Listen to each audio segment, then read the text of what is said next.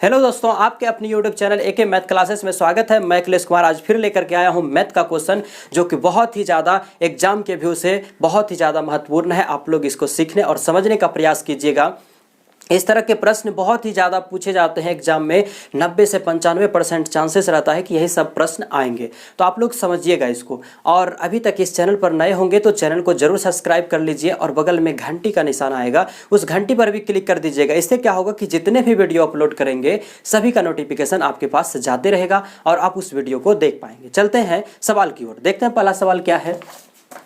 पहला सवाल है, एक दुकानदार रेडियो के अंकित मूल्य पर 10% छूट देता है और 20% लाभ कमाता है। दूसरा दुकानदार उसी रेडियो के समान अंकित मूल्य पर 20% छूट देता है और 10% लाभ कमाता है।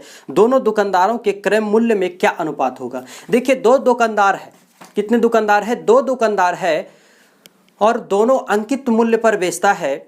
और एक पर उसे क्या होता है, पहले दुकानदार जो बेच रहा है एक वस्तु पर, एक रेडियो पर उसे 10% छूट देता है। अंकित मूल्य पर बेचता है तो 10% का छूट देता है और 20% का लाभ भी कमा लेता है। 10% का छूट देने के बाद भी वह क्या करता है, 20% का लाभ कमा लेता है। और दूसरा दुकानदार जो है 20% का छूट देकर भी 10% का लाभ कमा लेता है। तो दोनों का क्रय मूल्य का अनुपात क्या होगा, यही बताना है। तो समझिएगा, ये पहला दुकानदार है। ये कौन दुकानदार है? पहला दुकानदार। हमेशा इस तरह के सवाल में तीन चीज होता है। क्या होता है? क्रय मूल्य होता है, कॉस्ट प्राइस, सेलिंग प्राइस होता है और प्रिंट रेट, अंकित मूल्य। सेलिंग प्राइस का मतलब विक्रय मूल्य। और दूसरा में भी लिख देंगे कॉस्ट प्राइस, सेलिंग प्राइस और प्रिंट रेट। समझिएगा, अगर हम मान लेते हैं कि अगर प्रिंट रेट 100 होगा, मान लिया ऐसा कि प्रिंट रेट 100 होगा, तो इस पर इसने 10% का छूट दिया। तो 10% का छूट दिया, इसका मतलब इसने कितना में वस्तु बेचा होगा? 90 में बेचा होगा, 90 में सेलिंग किया होगा। सपोज मानिए, थोड़ा देर के लिए अगर हम मान लेते हैं कि क्रय मूल्य भी 100 रहा होगा, हम खरीदे भी 100 में ही होंगे। अगर 100 रुपया में अगर हम खरीदे होंगे तो हमें 20% का लाभ हुआ। इसका अर्थ हुआ कि हम वस्तु को कितना में बेचे? 120 में बेचे। तो दोनों क्या है? विक्रय मूल्य है, दोनों सेलिंग प्राइस है। तो 120 किसके बराबर होगा? इस 90 का। तो 120 90 के बराबर, तो एक बराबर कितना होगा? 90/120। तो हमसे क्रय मूल्य निकालना है, क्योंकि क्रय मूल्य का अनुपात पूछा है। तो क्रय मूल्य हम कितना माने थे? 100 माने थे। तो यहाँ पे 100 से गुना कर देंगे। 1 0 से 1 0 खत्म हो जाएगा। नहीं, इसको कटा लीजिए, आसान होगा। 1 0 से 1 0 खत्म। 3 से कटाएंगे 9 3 बार में, 3 से 12 कटाएंगे 4 बार में, 4 से 100 कटाएंगे 25 बार में। 25 दिया कितना हो गया? 75। मतलब पहला क्रय मूल्य जो हो गया कितना रुपया हो गया? 75 हो गया। अब दूसरा में उसी प्रकार कोई किसी वस्तु का अंकित मूल्य 100 होगा, इसने 20% का छूट दिया, इसका मतलब 80 में वस्तु बेचा होगा। उसी प्रकार अगर हम क्रय मूल्य 100 मान लेते हैं, इसे 10% का लाभ हुआ, इसका मतलब 110 में बेचा होगा। तो 110 किसके बराबर होगा? इस 80 के बराबर होगा। तो एक बराबर होगा 80/110। अब गुना किससे करेंगे? हमें क्रय मूल्य निकालना है। क्रय मूल्य कितना? 100 माने हैं तो 100 से गुना कर देंगे। 1 0 से 1 0 खत्म। इसको गुना कर लेंगे तो 800 कितना हो गया? 11। मतलब दूसरा क्रय मूल्य कितना आ गया? 800/11। तो इन दोनों का जो है हमसे अनुपात पूछा है। इन दोनों का क्या पूछा है? अनुपात पूछा है। तो अनुपात क्या हो जाएगा? पहला है 75 अनुपात, दूसरा क्रय मूल्य कितना है? 800 में कितना? 11। 25 दिया 75, 25 से कटाएंगे 32 बार में 800 होगा। तो 11 दिया कितना हो जाएगा? 33/32। बस आपका यही आंसर हो गया। दोनों दुकानदारों के क्रय मूल्य, रेडियो का क्रय मूल्य का अनुपात क्या हो गया? 33/32। बस आपका यही आंसर हो गया। कोई दिक्कत है? अगर समझ में आता है तो लाइक कीजिए और दोस्तों में थोड़ा सा शेयर कर दीजिए, थोड़ा सा सपोर्ट कीजिए, और कुछ नहीं। इस तरह का इंटरेस्टिंग सवाल देते रहेंगे आप लोग को। इसी प्रकार का प्रश्न पूछा जाता है एग्जाम में।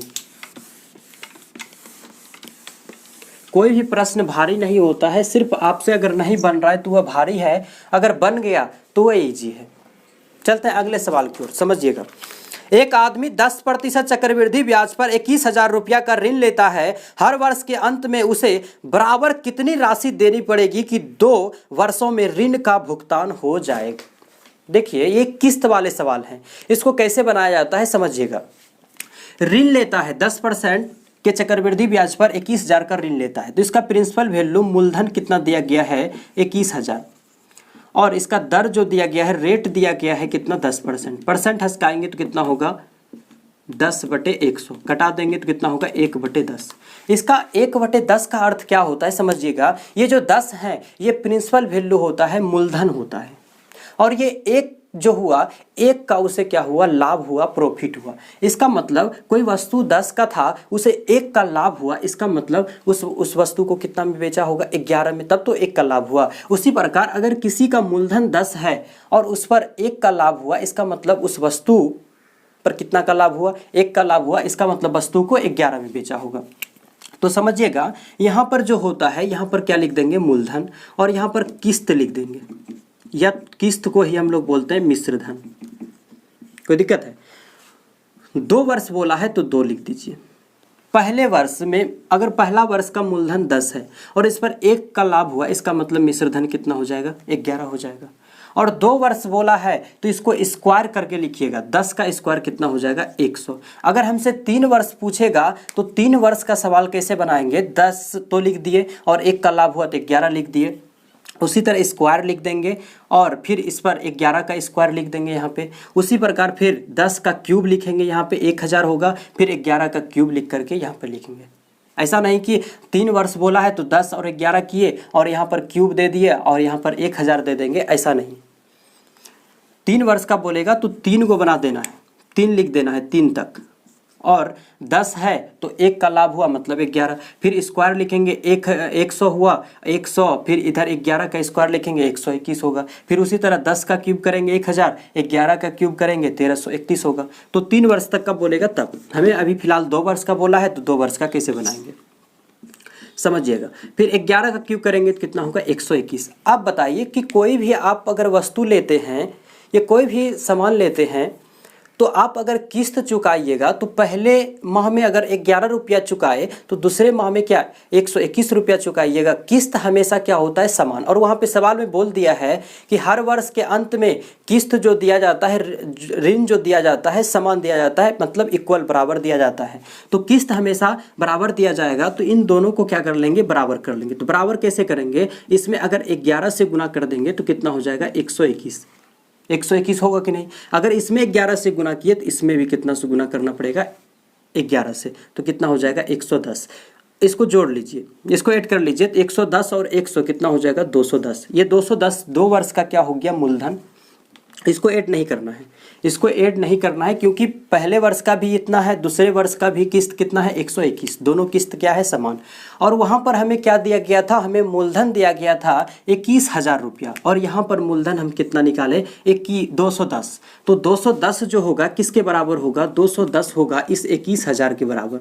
तो 1 बराबर कितना होगा 21,000 बटे में कितना 210। हमसे क्या पूछा है कि 2 वर्ष में कितना ऋण देगा, तो ऋण मतलब किस्त देगा, तो इसका मतलब कितना किस्त दे रहा है 121। तो किस्त 121 है तो 121 से गुना कर देंगे, ये कटा देंगे तो कितना हो जाएगा 100 हो जाएगा। 100 गुना 121 करेंगे तो कितना हो जाएगा 12,100 रुपया। आपको 2 वर्ष के अंत में आपको कितना ऋण देना पड़ेगा 12,100 रुपया। बस आपका यही आंसर हो गया। कोई दिक्कत है समझने में। चलते हैं अगले सवाल की ओर और देखते हैं अगला सवाल कैसे बनेगा।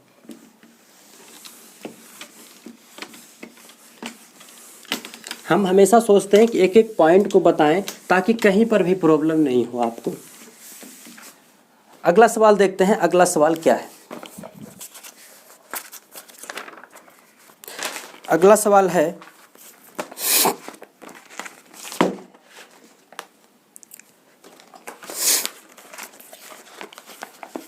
ए कार्य करने में बी से दुगना कुशल है और बी कार्य करने में सी से दुगना कुशल है।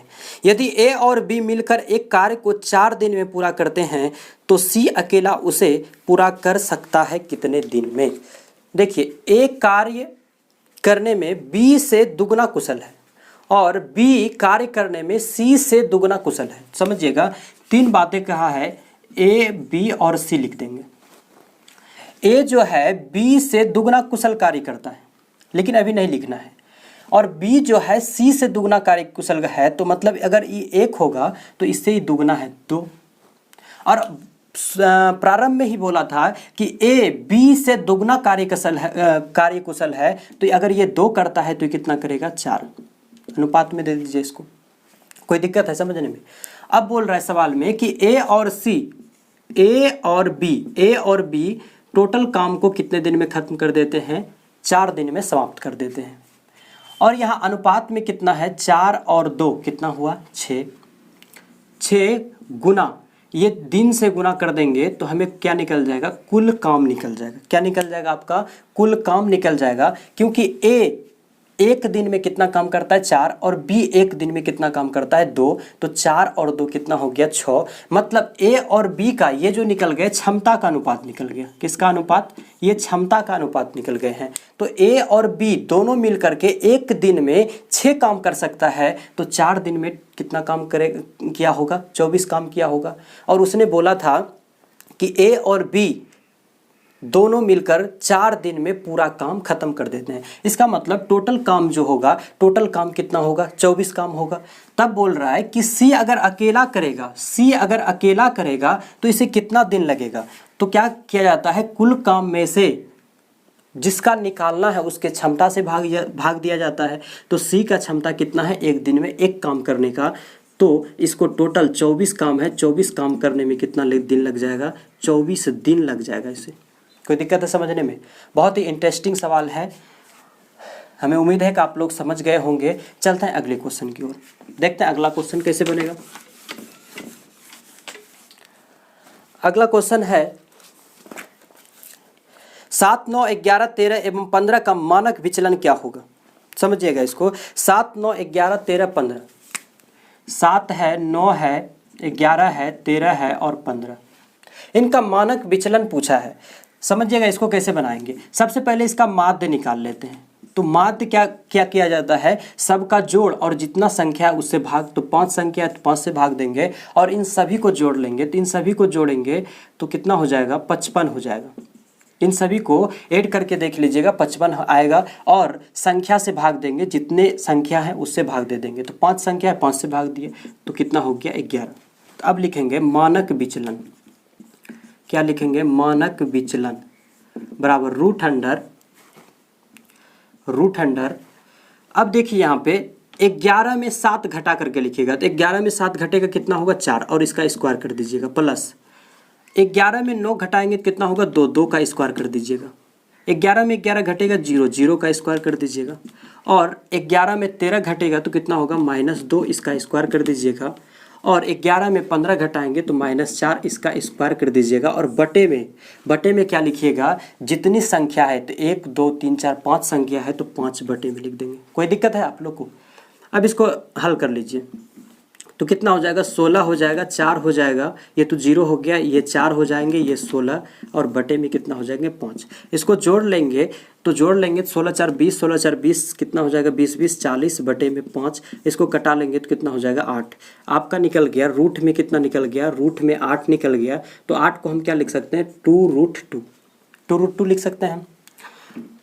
तो 2 गुना, अगर ऑप्शन में इस तरह का रहेगा तो आप इसी को मार दीजिएगा, लेकिन ऑप्शन में ऐसा नहीं दिया है। ऑप्शन में दिया गया है जैसे √3 का अगर हम वर्गमूल निकालेंगे तो 1.41 आएगा। इसको गुना कर लेंगे 2.82 आएगा, 2.82 आएगा। तो आपके ऑप्शन में होगा 2.8, तो आपका यही आंसर हो जाएगा 2.8। बस आपका ये आंसर हो गया। कोई दिक्कत है, मानक विचलन निकालने का बहुत ही मस्त तरीका है, इस तरह से निकालिए। और एक प्रश्न बहुत ही ज़्यादा खास करके एनटीपीसी और ग्रुप डी में बहुत ही ज़्यादा पूछा जाता है मानक विचलन से, इसलिए इसको समझिएगा अच्छे ढंग से और प्रैक्टिस कीजिएगा इस पर। चलते हैं अगले क्वेश्चन की ओर।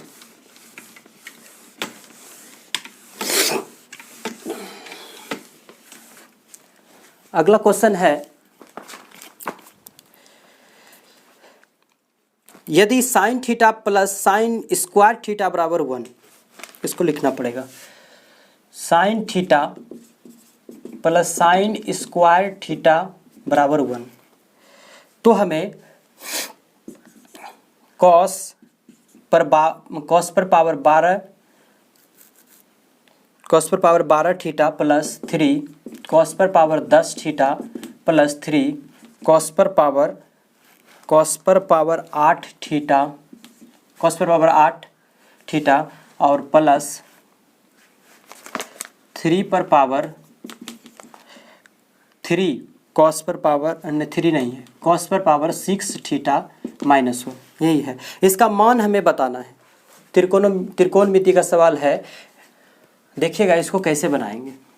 हम यहाँ से यहाँ तक क्या करते हैं, यहाँ से यहाँ तक में cos 6 कॉमन आ रहा है, तो cos 6 कॉमन ले लीजिए। तो cos 6 थीटा कॉमन ले लेते हैं, cos पर पावर 6 थीटा कॉमन ले लेंगे तो यहाँ से क्या बचेगा, cos पर पावर 6 थीटा प्लस यहाँ पर बचेगा 3 cos पर पावर 10 में से 6 निकल गया तो कितना बचेगा 4 थीटा और प्लस 3 cos पर पावर कितना बचेगा, cos स्क्वायर थीटा बचेगा और यहाँ तो 1 बचेगा और -1 लिख देते हैं। ये पूरा निकल गया तो 1 हो गया और -1 लिख दिए। कोई दिक्कत है? देखिए थोड़ा सा इसको हम हल कर लेते हैं। तो साइन थीटा बराबर हो जाएगा, ये प्लस उधर जाएंगे तो माइनस, तो 1 माइनस साइन स्क्वायर को हम क्या लिख सकते हैं, cos स्क्वायर थीटा लिख सकते हैं ना, cos स्क्वायर थीटा।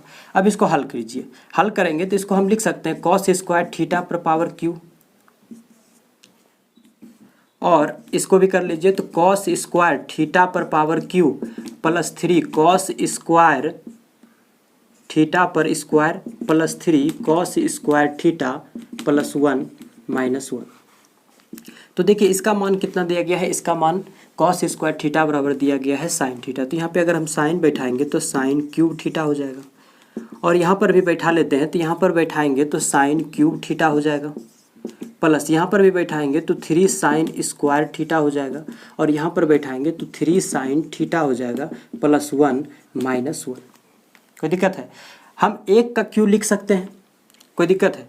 एक का तो क्यू लिख सकते हैं, एक का क्यू एक ही होता है। तो देखिए यहाँ से फार्मूला बन गया, फार्मूला क्या बन गया, a cube plus b cube plus 3a square, तो ए स्क्वायर मतलब साइन का स्क्वायर इंटू बी, बी कितना है 1, तो 1 छिपा हुआ है, प्लस 3a साइन थीटा हुआ, बी का स्क्वायर मतलब 1 का स्क्वायर तो 1 ही होगा, तो 1 छिपा हुआ है यहाँ पे।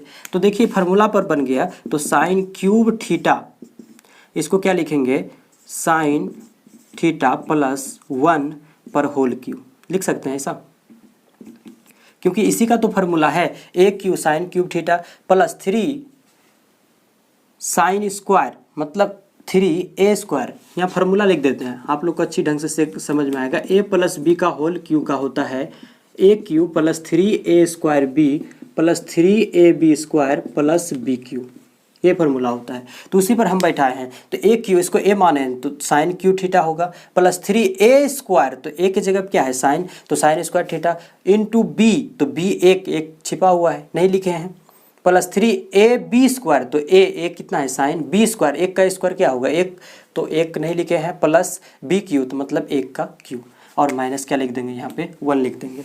अब देखिए दोनों पर q है तो हम एक ही ब्रैकेट में लिख देते हैं, तो साइन थीटा और साइन थीटा प्लस 1 का होल क्यू लिख सकते हैं और -1। अगर हम इसको गुना कर लेंगे तो क्या हो जाएगा, यहाँ पे हटेगा, इधर लिख देते हैं। अगर हम इसको गुना कर लेंगे तो हो जाएगा साइन स्क्वायर थीटा, और इससे गुना करेंगे तो प्लस हो जाएगा साइन थीटा, और इस पर क्या हो जाएगा होल क्यू और -1 होगा। अब देखिए यहाँ पे इसका मान कितना दिया गया था, इसका मान दिया गया था 1, तो यहाँ पर 1 का क्यू -1 लिखेंगे तो 1 का क्यू 1 होगा, 1 - 1 कितना हो जाएगा, आपका आंसर 0 हो जाएगा। बस इतना ही काम करना है और आपका आंसर पूछ जाएगा। चलते हैं अगले सवाल की ओर चलते हैं, देखते हैं अगला सवाल क्या होगा।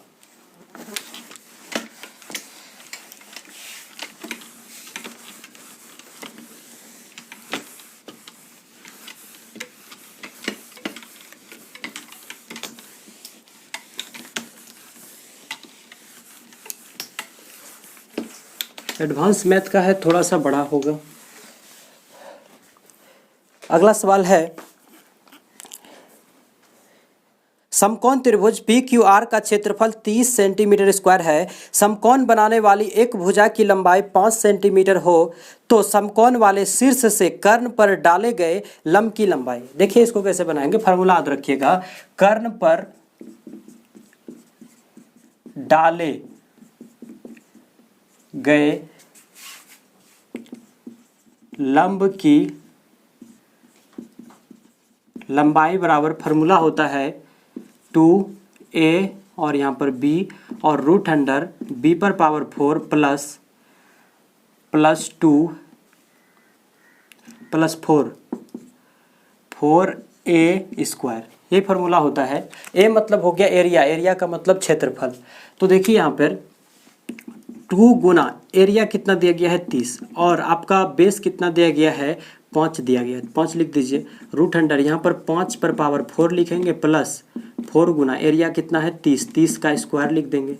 तो यहाँ से हो जाएगा 2 गुना 30 गुना 5 बटे में रूट अंडर यहाँ पर कितना हो जाएगा, इसको गुना करेंगे 625 प्लस 30 गुना 30 900, 900 गुना 4 करेंगे 3600 और इसको लिख देते हैं इधर 2 गुना 30 गुना 5 बटे, इसको जोड़िएगा तो हो जाएगा 4225 और 2 गुना 30 गुना 5, इसका वर्गमूल निकालिएगा तो वर्गमूल हो जाएगा 65।